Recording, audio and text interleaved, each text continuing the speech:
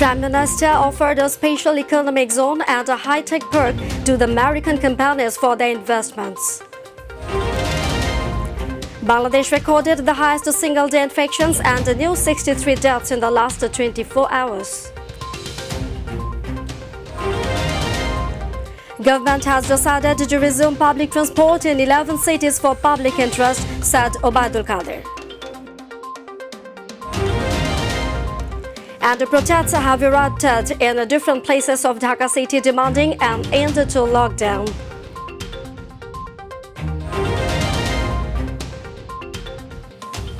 Assalamu alaikum. Welcome to Mytv News. I'm Fawzia Roshan with you in the newsroom today. We are still watching the headlines, and I'm going to the details. Describing Bangladesh as a promising destination for the U.S. businesses and investment, Prime Minister Sheikh Hasina offered a special economic zone and a high-tech perk to the American companies for their investments in a larger scale. She said while virtually launching the U.S.-Bangladesh Businesses Council through a message. The Prime Minister said that Bangladesh's sustained economic growth, rapidly expanding domestic market, and a growing connectivity with a vast regional market of 4 billion people makes it a promising destination for U.S. businesses and investment. She said that the United States has remained a strong partner in Bangladesh's journey towards democracy and development, while Bangladesh's dependency on foreign aid has reduced substantially. The need for foreign direct investment increased to create employment for millions of youths, she observed. The launching of the Council is taking place at a time when we are celebrating the 50th anniversary of the glorious independence of Bangladesh and the birth centenary of the father of the nation, Bangabandhu Sheikh Mujibur Rahman. The strength of Bangladesh's economy has shown great resilience even during the COVID-19 pandemic. Bangladesh received the final recommendation of the UN in February last to graduate from the LDCs. Bangladesh is now marching towards achieving the target of becoming a high-income, developed and prosperous country by 2041. The United States has remained a strong partner in our journey towards democracy and development.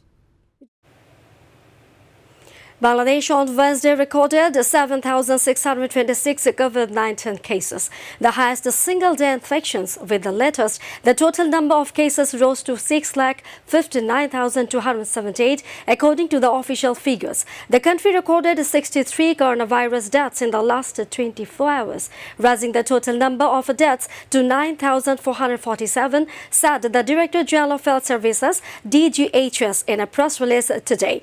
Earlier on Tuesday, 7,213 COVID-19 patients were diagnosed, while 66 deaths related to the disease were reported. A total of 34,630 samples were tested at 227 authorized laboratories across the country during the time, the press release added.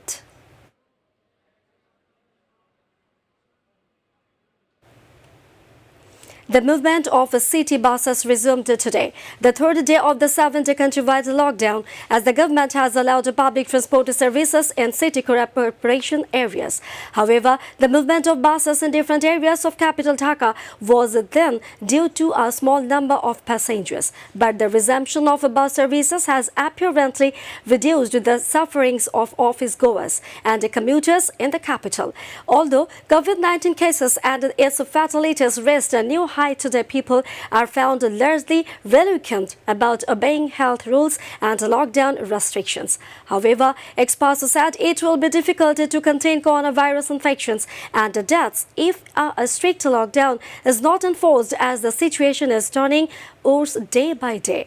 Private cars, rickshaws and auto rickshaws, microbus and CNG-run auto rickshaws and many motorcycles sharing rides on contract were still playing the streets like the past 2 days.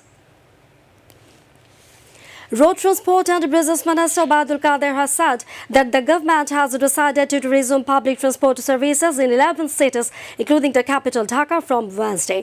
He has also clarified that some people have been spreading propaganda and making misleading remarks about the operation of buses on long roads. The minister came up with the remark at a regular press briefing at his government residence in the Parliament Bhavan area today. He said some people are making negative comments about the government's decision to resume public transport in all city corporation areas, including Dhaka, which is very unfortunate.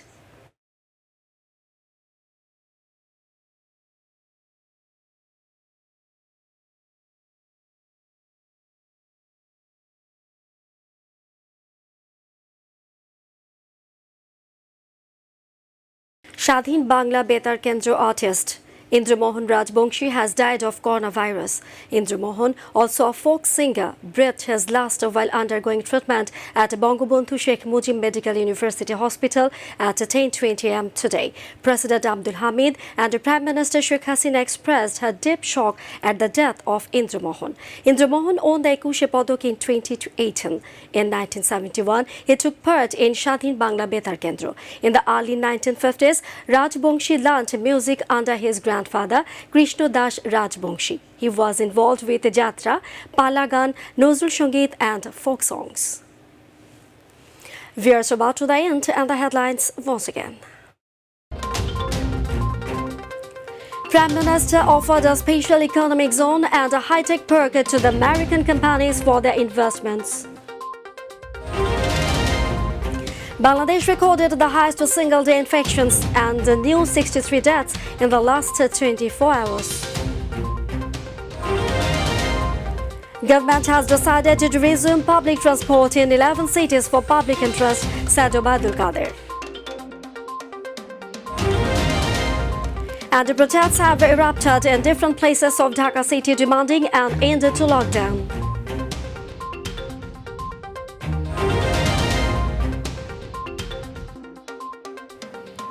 Viewers, that's all from our newsroom for now. Thanks for being with us. To join with MyTV News online, visit YouTube/MyTV News, and to watch all our programs, visit YouTube/MyTV Bangla, Facebook/MyTV Bangla, and Twitter/MyTV Bangla. Our next bulletin will be telecast in Bangla at 7:30 p.m. Don't forget to join with us. Till then, stay connected. Viewers, be careful to prevent coronavirus and follow the hygiene rules. Allah Hafiz.